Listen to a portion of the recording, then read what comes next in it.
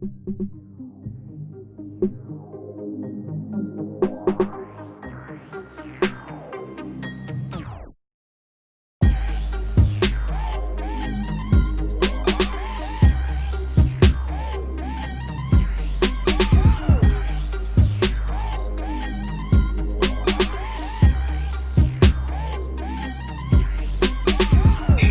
are now tuned in to the Cosmic Convos podcast, your number one source for accurate, relevant, and thought-provoking astrological conversations in the podcast nation. The place where stars and minds align.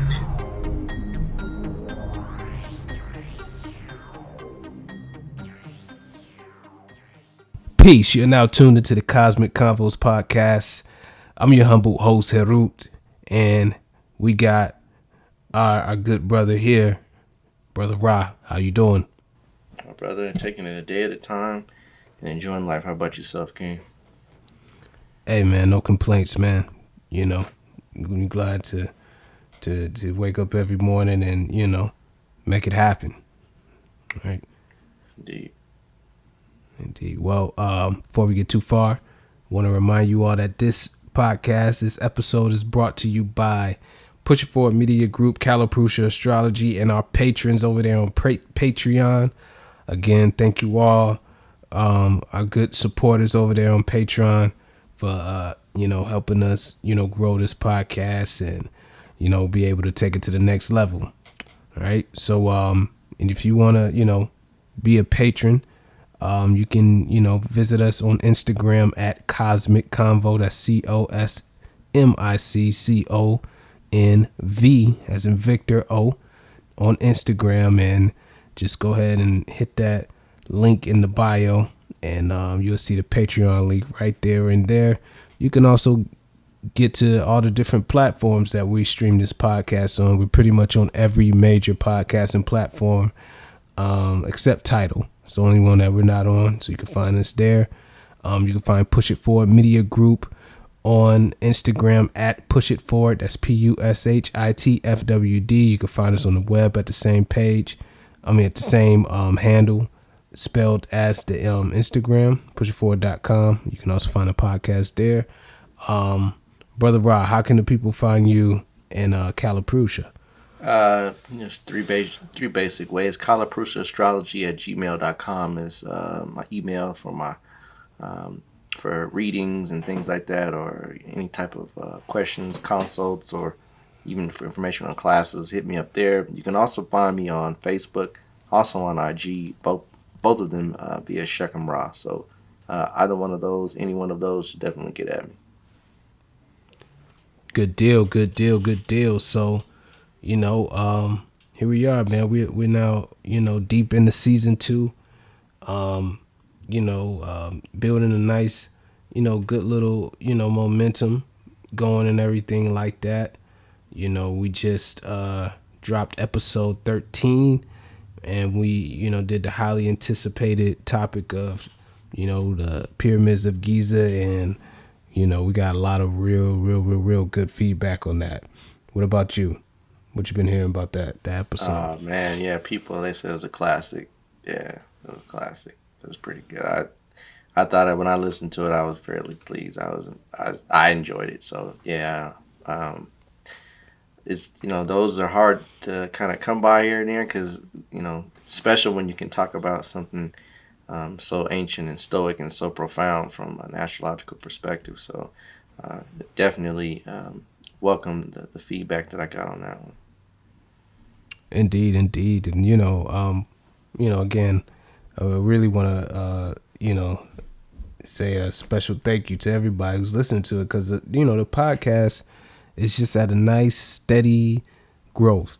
Each week we get, more listeners, we get a little bit more reach and different things like that. So you can see that, we just kind of, climbing up this hill, and when we, really start hitting that stride, we'll be peaking right at the right time, and be able to make, some real special moves indeed and whatnot, man. But,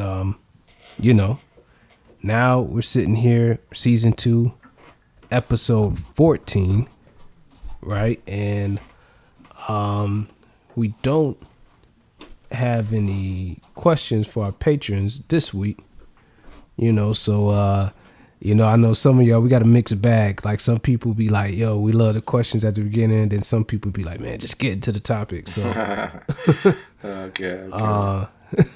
Well, strange we didn't have any questions from that last show. Now that's pretty interesting. We must have did a pretty thorough job. So somebody may have asked something. None of the patrons asked the question. Let's put it that way. Okay. Gotcha. Yeah, sometimes, I mean, like, Instagram, really the way to really do that, and just to keep it with the program and everything like that, is reach out to us on Patreon. You get on there, get on that. You can chat, you can message us and get with us all day. Right. We did get some a recommendation for a show, and we'll talk offline about that and whatnot. But no questions. So so we can just really honestly just get into the topic, and this is something that's real relevant. I mean, we kind of have like a schedule for like how we're gonna do the whole season, but I mean, with this such an eventful year, we gotta talk about what's going on. We gotta talk about current issues and stuff like that to make sure that we're all in sync and all in the know of how the heavens and how it's impacting us and kind of what direction we're going in. Mm-hmm. And right now, we're definitely in interesting times. Pretty intense eclipse season that we've hit, this year, and pretty significant, signs and relevance to especially here in the United States and things like that. So in this episode, we're gonna do another kind of post check and stuff like that, and kind of look and see where we're at, and more importantly, where we're going. So I mean, how you feeling about everything right now, Brother Rock? Well,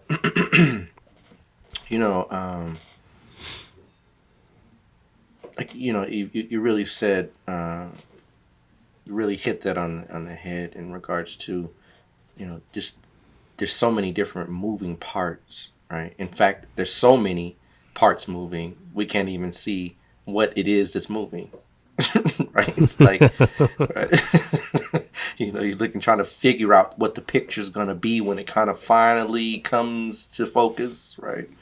That's where we are right now, and rightfully so. I mean, the energies that are abounding are definitely casting a cosmic spell, if you will, for folks to kind of have this,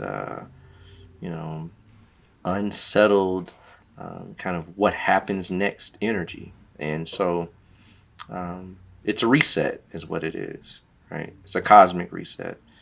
And a lot of people, say, well, if a lot of it could be conspiratorial and man has played a role, and, I'm not saying that it hasn't been. I wouldn't doubt it. Nothing surprises you as an astrologer, really. I mean, at some point you realize it's possible. It's plausible.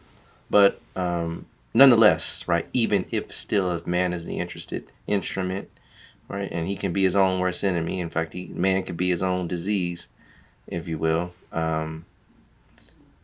Rahu in Gemini is definitely facilitating, right, the powers that be to create confusion, right, in mass, right, and we're going to talk about a little bit of that confusion like we just talked about here earlier, right, about that special confusion, right, that is out there, but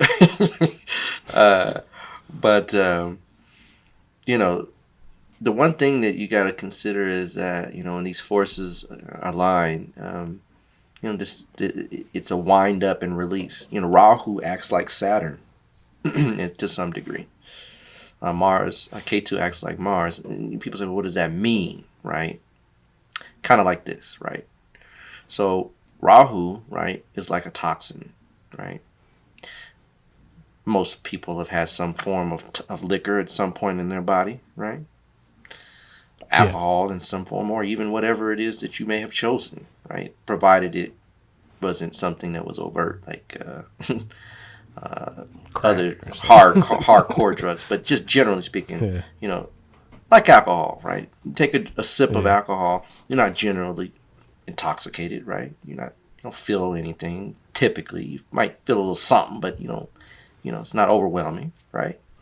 And you drink a little more, right? And it's like, oh yeah, I'm feeling good, but you're not drunk yet. Where is the line? Right? Right? Rahu works this way. Where is the line? What happened? How did we get here, right? All of a sudden, well, it's not all of a sudden. It's gradual. The toxins increased, right? Just like from the COVID thing, right? The toxins increased, and then boom, right? You're drunk. Boom, right? You're sick. Boom, you have a pandemic, right? So that's how Rahu works. He works like Saturn. He works gradually and then, right, releases the virulence, right? Whereas Ketu is like nitroglycerin, right? Unstable, very sensitive. The slightest touch could move it or explode it, right? It could shift and cataclysmic undoing would happen with Ketu because it's so sensitive and volatile. So it's like Mars. It happens almost in an instant. Right? So these two forces, right? These two dynamics, right, are at play. Well, Rahu is he was in his sign, in his natural sign, and he still is, but he's not in his nakshatra anymore. He's actually in Mrigashira. And Mrigashira is one of the epithets of Mrigashira is to search, right? It's a deer head, right? That's one of the kind of totems or kind of symbols that goes along with Mrigashira. And the hunter, right, is the deer is the prize. It's the hunter that is being accentuated, really, right? Now, the deer, of course, is an animal that has heightened senses, and we're not going to get into the whole Mrigashira backdrop of everything, but just understand that the bottom line is that it's a hunt and search type energy, right? And isn't it kind of odd that everyone is in that search for truth, that search for what is manifest, what isn't manifest. Have we been lied to? Has this worked, right? did this whole movement thing shift anything, right? All of these wonderments, these searchings for answers, right, is really the Mrigashira energy. And so since we're noticing it now, it's in the Gemini phase, and Mrigashira is a nakshatra that spans two zodiac signs, the end of Taurus to the beginning parts of Gemini. And so it's in the Gemini area, moving backwards toward the Taurian energy. But because it's in the search, it's in the zone that causes us to search, right? To look for answers, to look for things, right? But the thing is also ruled by Soma, right? And Soma is that nectar, right? That kind of creates that satiation, if you will, right? It's a part of the Taurian energy, really, when it's in the Taurian side. Really, it's really more pleasure-oriented, but the information can be satiation. The information can relieve. The information can relax us and put us at ease. So it's that type of search for that information that is going to at least relieve some of the stress, right? Yeah. And so getting deeper into, that search, right? And we had a very special eclipse that happened over the central zone in Asia, right, which is very interesting. In fact, let's talk about that real quick, right?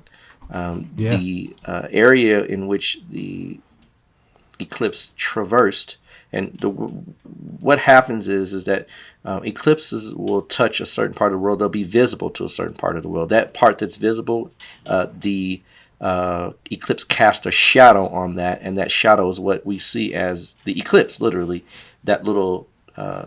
That's why Rahu and Ketu are called shadow planets, because they cast a shadow on the Earth, right? Yeah.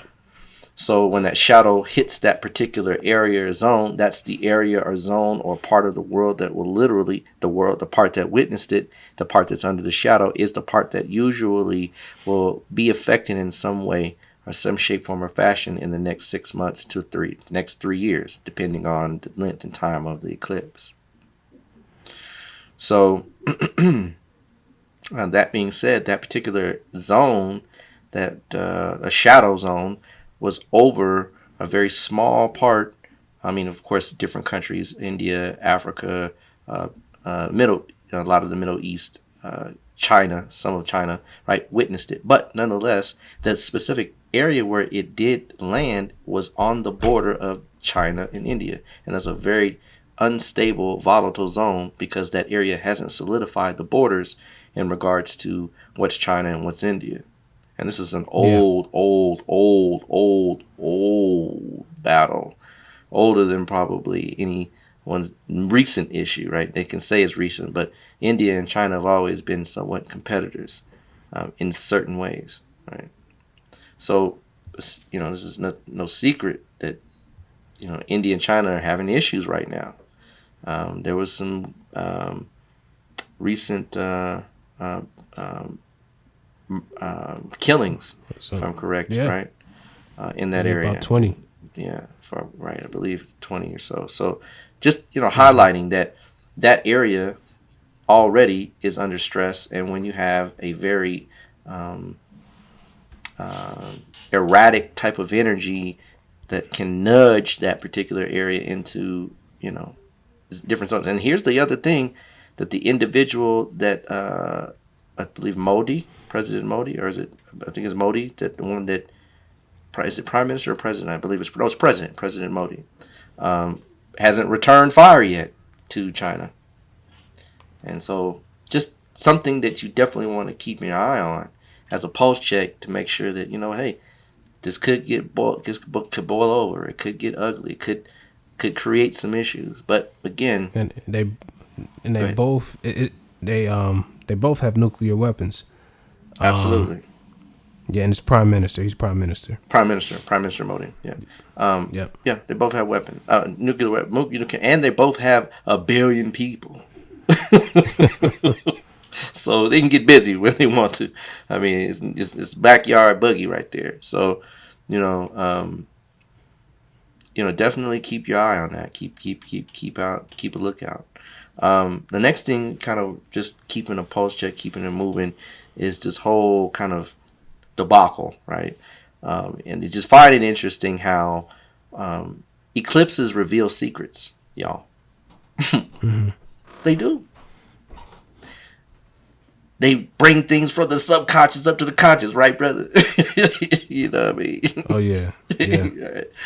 They bring things out that are hidden, right? Well, good old Bolton, right? Mr. Bolton, right? Now, remind you, yes, the information kind of hit the fan a little bit a couple weeks before, maybe a week before the eclipse, right? But nonetheless, right, the eclipse, 2 days after the eclipse, John Bolton, right, released a book, a tell-all, of how Mr. Donald Trump, right, is doing interesting things in the White House, right? So, those secrets being revealed is the perfect example of how eclipses literally will uncover truths, hidden truths, right? So, not only this, right? Remember, the eclipse happened in Gemini, right? Yeah. Mr. Trump's 11th house. Right? Yeah, and 11th house deals with social networks, groups, organizations, right? But not only that, strange thing is that within the context of that particular place, that his placements, uh, Bolton was an advisor. That was his advisor. Yeah. Well, advisors are considered your modern day, what we would consider guru, right? Yeah. Teacher, someone that you can confide in, or a counsel, right? That's what an advisor is. Well, that is the ninth house of a chart. Ninth house is your gurus, your guides, your teachers, right? Instructors, right? For the most part. Well, the ninth house for Mr. Donald Trump is Aries. The ninth house has Aries overlaid, meaning Mars rules the ninth house. And strangely enough, Mars moves into Pisces June 18th, almost right when Mr. Bolton started running his mouth. Well, Pisces is the eighth house for Mr. Trump. Well, the eighth house is the house of sudden, unexpected things, scandals, right? Betrayal, right? Ultimate betrayal, right? You know, that kind of betrayal felt like, how could you? Like, you stabbed me in my back. Like, you know, that feeling, gut feeling, like that wrenching gut feeling, like somebody just really just jammed me up, right? So, yeah. I mean, that's the energy that is being portrayed in his life. And see, when you're looking at the country, you're looking at his life in many ways, right? So when he has something that happens, the country feels it. There's an old movie called Excalibur back in the 80s, right? Of King Arthur and the sword Excalibur, right? You know, white. Yeah. Yeah, it's. But right. But in the movie, right, the essence is that the hidden message is that the king is tied to the land. Now, this is true, right? This is true, right? It has nothing to do with the Knights of the Round Table and Merlin and, you know, all that kind of jazz. But underneath it all, there is a profound truth that the king is connected to the land, right? In Kemet, it was very much that way, right? The Nasut, right? The Shechem or the Pharaoh, whatever you are familiar with, right, was the individual, right, that literally was kind of responsible for making things happen with Hapi, right? With the Nile, making sure that things were appeased, right? Making sure that things flowed, in other words, making sure that things were right. All cosmically speaking. As above, right, so below. Yeah. So, you know, showing that Donald Trump's life is part of the display that we're witnessing, right? So, the ninth Lord advisor goes to the eighth house of scandals, right? Basically tells on him, right? Rats him out, right? Guy's stuck. And here's the thing. The eighth house rules secrets, y'all. Wow. So his secrets put on out by the ninth house, by the ninth Lord, by the advisor, right there, showing you this man's life affecting the country, right? So it's just interesting, right, to see how, right, these events. Now, the book release date, by the way, the book release date is June 23rd, 2 days after. Yesterday was the book release date. 2 days after the eclipse. When eclipse says, here you go. Here's the secrets. Now, it's official, right? You can go buy the secrets. Yeah. In fact, we know they're secrets because according to CNN and all the rest of the Fox News and all that stuff out there, according to them, the government was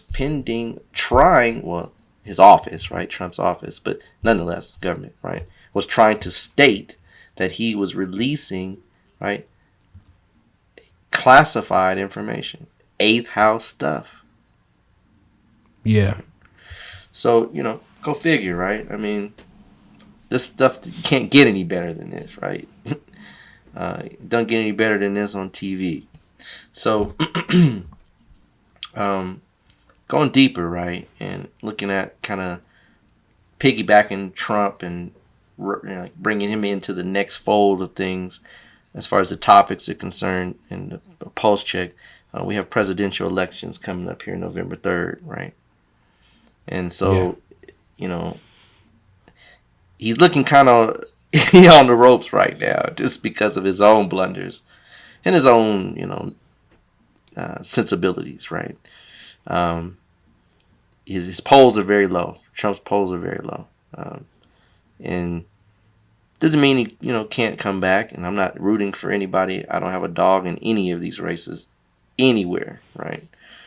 Excuse me. But nonetheless, he could come back. Doubtful, right? Considering the state of affairs in America. And America's actually on a list for being blocked for how poorly they're handling the COVID-19 outbreak, right? Pandemic. So considering, right? Not too good. But Mr. Biden, right? Fighting at home. Fighting the good fight, right? No, he's just scared. No. He doesn't want to come outside. Have some of that COVID. But he's fighting the good fight at home, right? And he's campaigning at home, right? So you have to look at all factors, right? And in his chart, he's got some pretty good stuff, actually. I mean, he's got some pretty profound things that would really align him to kind of pull this off. He is a Scorpio ascendant. Yeah, he's got some good stuff in there that will pull it off. But, a ringer for me, I've got to see some matches. I got to see some confluence. I got to see some synergy, right? And Scorpio doesn't typically go well with America's chart. I mean, Leo does actually go fairly well, which is Donald Trump's ascendant with America's chart. So, you kind of look at the disposition between the person and the ruler and the nation, and the nation's chart. But again, right, we kind of want to see something here that just kind of hits home run. A few things about Biden's chart. He does have Venus transiting the 11th at the time of the election, which the 11th house does have a nice, strong Ashtavarga points, high in points. What'd you say was it, Tef? Like 30? Was it 33, 30, 32? 30? 35. 35. Oh, that's extreme. 35, 36 is the highest, right? If I'm correct, right? So that's high, right? Mm-hmm. And Venus passing through there, right? Come on. Right? That's like a winner. I know it's debilitated, right? But Venus is not, we don't look at that with debilitation with regards to Ashtavarga, which is a system that is used to derive kind of how planets are functioning through the actual transits as they move throughout the chart. But and that's just one way we gauge it. So I'm looking for that, and I'm seeing that Venus in the 11th is definitely strong. Virgo is the second house for for Trump. Doesn't give him any powers because he has a 4, 10, and 11 strength on the Ashtavarga system as well, right? So he gets no power there, right? In addition to that, Biden is in a Jupiter dasha. Now, Jupiter is exalted in the 9th house, y'all. I know it's retrograde, but it's actually exalted in the Navamsha as well, in the D9, in the fructification chart, if you will, because that's what a D9 is. It's the fruits, right?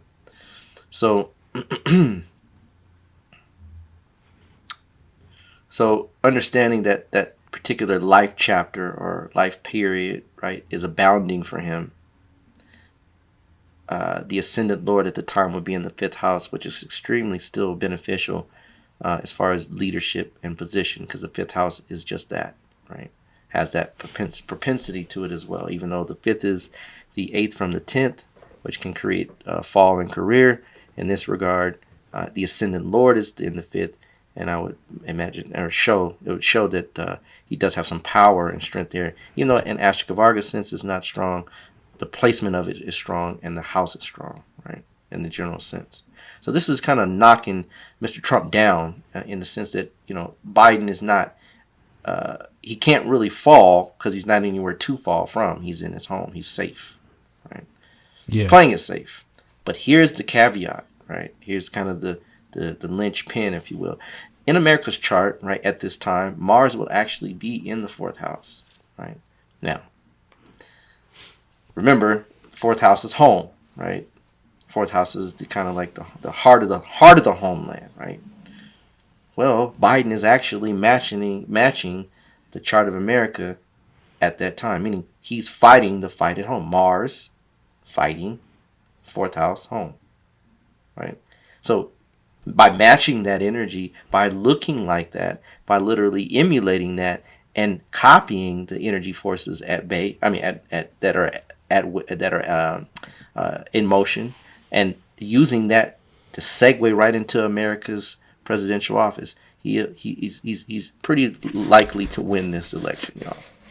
So, you can look to that to happen here November 3rd. We'll keep maybe another mention here between now and then, but I'm pretty sure we won't have to go any further from here now because you're going to see more of the same, right? Indeed. Getting further deep into this kind of whole COVID-19 resurgence piece, just want to touch on that briefly. Not going to be too long-winded with that, but as you know, folks, as I mentioned, it's not even there yet. We're not even really at the resurgence thing. This is like another peak. They say it's another peak, right? Because the resurgence will be when we said in September, right? It will come, right? It will resurge. If you're seeing this now, folks, trust, right? And they know, right?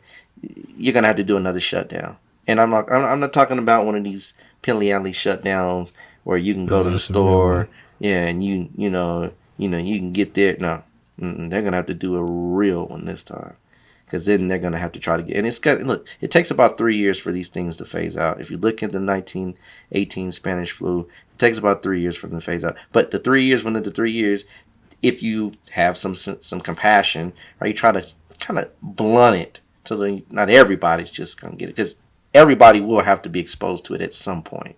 That's just how it works. The Spanish flu is a common flu that people get now. Mm-hmm. So, this is life. Life, it will continue.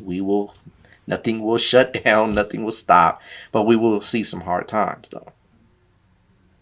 Next year, if you see, you're not feeling it yet. See, you're getting the stimulus checks. Right? There's another stimulus coming. So the stimulus is just to stave you off to the real hits. Because when the stimulus is gone and you can't continue, and your unemployment is gone, right? That's what you're feeling right now. That's what you're witnessing. That's why everybody can be out, right? But when it hits, kicking it, yeah, they kicking the mask, yeah, Six Flags, chilling, right? At the club, right? But when it hits, and it will. And not to say, because it's only going to affect a certain percentage of the planet. Not everybody's going to die. We'll be fine. But at the same time, it is going to shift things enough to where the economics are going to be affected. And remember, I told you, 2020 is not the year. 2021 you'll feel the hurt, right? You're witnessing, right, the symptoms of it, right? But the real hurt will come when Rahu is in Taurus, right?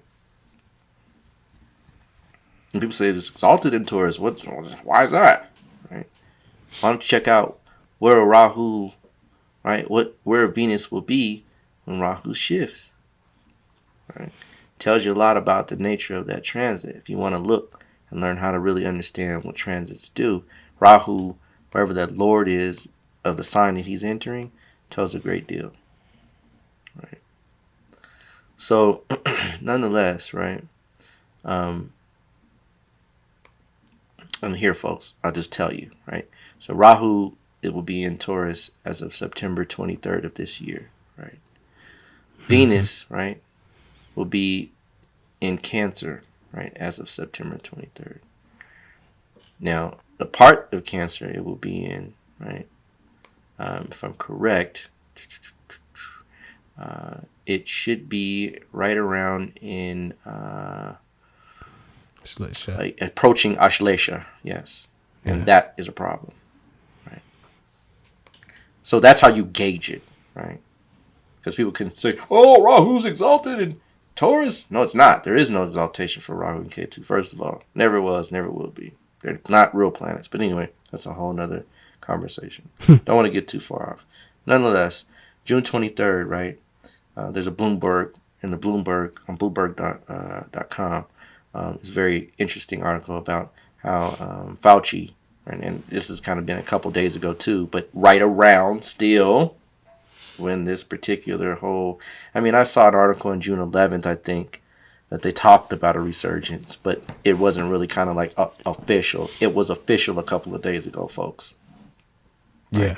Right when this thing hits. I mean, you know, I don't know about y'all, but it just kind of gave me a little goosebumps to know that this stuff is really happening right in front of your eyes, and you're witnessing it through astrology. It just, I'm like, whoa.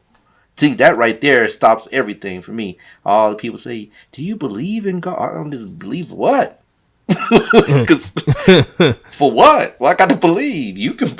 I see it in hands on the writings on the wall. You know what I mean? So it should. That's what the fifth sphere, pechad, that type of. They call it fear. It's not fear. It's awe.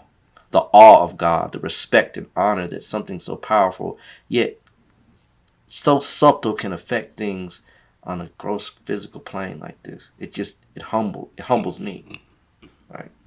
Yeah, but nonetheless, absolutely. you know, showing that, you know, COVID resurgence, the actual official report, again, information coming out, being revealed right around the eclipse in the sign of Gemini, which is about information, right? So just saying, right? Moving on, right? Mr. Floyd, George Floyd, right? Rest in power. Yeah, definitely rest in power, brother. Your life was not in vain. So, you know, things happen like we know and discussed so far. These are triggers, right? These are just triggers. Things come out after triggers. Sometimes it comes right out, and sometimes it comes out slowly, right? Well, May 22nd this year, Rahu crossed over 6 degrees 40 minutes, which is the kind of like lineup for the actual galactic center, which is a black hole or a bunch of black holes, right? And so when that particular Rahu, which is the dragon's head, right, rolled over the galactic center, right? Because Gemini and Sag are on the galactic plane. Right? But when it rolled over that galactic center, right, at 6 degrees 40 minutes, that was May 22nd, 2020. George Floyd died was murdered May 25th, 2020. That's 3 days after Rahu crosses over that point. Yeah. Releasing again, opening up again, a whirlwind, right, that you couldn't put back, right? So that zone is very, very, very, very sensitive, right? In fact, the eclipse happens on that zone in 6 minutes 11 degrees, right? 6 degrees 11 minutes or so. Right? So. And that's a very special point, too. In fact, we're going to talk about that in just a second. So just showing you how, you know, this whole, and Black Lives Matter, look, if that's your thing, do you. But I'm sorry. It's just a little strange how the word in the BLM is Black Lives Matter. I don't see very many black lives out there. Just strange. No. I'm just, it's just a little odd. Because it didn't, you know, the 1990 riots, it was us. With no BLM, nothing. It was us, right? We did that. That was us. This one, not us. Yeah, we're sprinkled in there, but that's not us. Even here in Atlanta, when Rashard got killed, they burnt down the Wendy's, but it was one black person that burnt down the Wendy's. I mean, that's the person who's being charged with is not, it's interesting. That's interesting right there. See what I mean? Just that kind of mystery, weird, elusive Rahu in Gemini stuff. It just, it's like, what's real? Like, is it black people? Who is it? And I'm not gonna get into their whole manifesto and their biopsy, their website, but my man's here just told me check it out, and I did. I mean, just listen to it. It's off the chain, y'all. Like literally. So just considering, right, how all of these strange things have just popped out, right? Yeah. I mean, COVID's strange, right? Just Trump is strange too, right? I mean, like, but I mean, it's just one thing after another. Boom, boom, boom, domino effect. And just we're still only halfway in. Right. Yeah. Now, and that's just to give props out, to George Floyd and the real people that are in the grassroots trying to make a change, not trying to co-opt black people's disenfranchisement and not trying to co-opt our pain and our suffering for an alternative agenda. And be careful, folks. Just be careful out there. Indeed. A few other things we want to mention, and we're going to be tightening up this show here because it's just a pulse check. We're just tightening up everybody to kind of have everybody see, this is astrologically ordained. It's written, it's already manifest. It's been, it's been shifted made to happen during this shift of energy. This has already been kind of foreseen or foretold. No one of us knew how, but we did know that there was a what, right? Yeah. And any advanced astrologer will tell you, this is a what. There's a what coming. There's another what coming soon, right? Because this particular one is just a catalyst for in the next 3 months, in the midpoint, when September 21st happens, in the midpoint, because we had a solstice an eclipse on the solstice, so it's very easy to track. All you got to do is find the midpoint, which is September 21st. That midpoint, you will see the midpoint in the cycle, which will be like a pimple popping, right? Right. Yeah. So in September, October, right, you'll see that pop. You'll see that boom. Information hits, boom, right? Because remember, Rahu and Ketu are also transiting and changing signs at that time. A lot of stuff cracking off, right? Interesting, isn't it? So it's just, it aligns. Like, it's just, you can't get any better, right? But a couple of things just to kind of keep mindful of. In mid-August, I would predict there'd be some catastrophe, natural disaster, meaning, and I would probably say earthquake, if I would bet you bottom dollar. Just because all of these retrograde planets, right, are causing major effects, right? You can't see it because retrogrades don't work initially, right? They're after effects. There's a lot of after effects, but it's like slingshots. One planet after another, shoom, shoom, shoom. They're going back forward motion. And when the last one goes back forward motion, then we have a switching over inside. So right before September 23rd, meaning a month before, is when I would predict you would see that tumultuousness in the earth. Right? And then the last thing we want to mention here is to be mindful. If you follow your own chart, if you look at your own chart, if you know your own stuff, just watch where that sensitivity point is for the eclipse, which is at 6 degrees Gemini.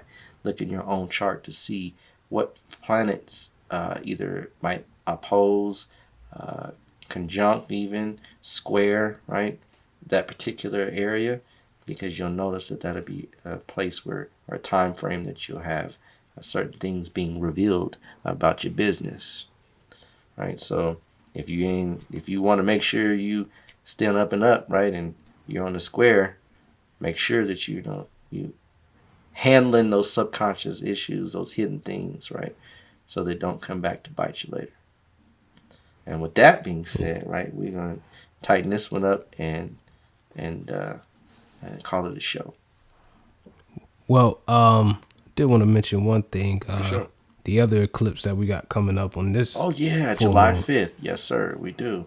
Yeah. That one is actually a real eclipse, and we will have some will be recipients of that energy at that time.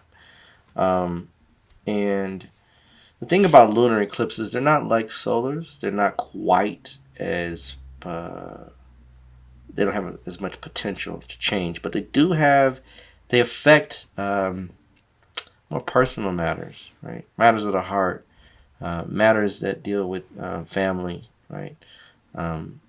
Community, things like that. So we could definitely see some things resurface with, if there's another occurrence, a murder of a black man. I feel for the powers that be, but it could definitely be something similar to that, because nothing's going to stop with COVID right now until the fall.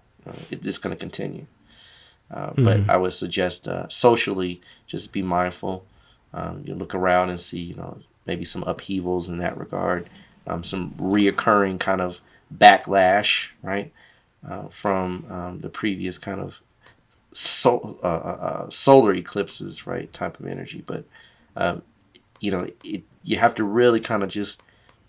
So lunar eclipses are kind of like more you have to feel out. Solar eclipses are what you see, if that makes sense, right? Yeah. Because solar eclipse obviously is the light of day, right? It's being revealed, where lunar eclipses are more behind the closed doors type deals. So, nonetheless, go ahead. Sorry. There's another interesting things that happened about a day before it actually. Pluto retrogrades, crosses back over into Sagittarius. That's right. A few days before that eclipse.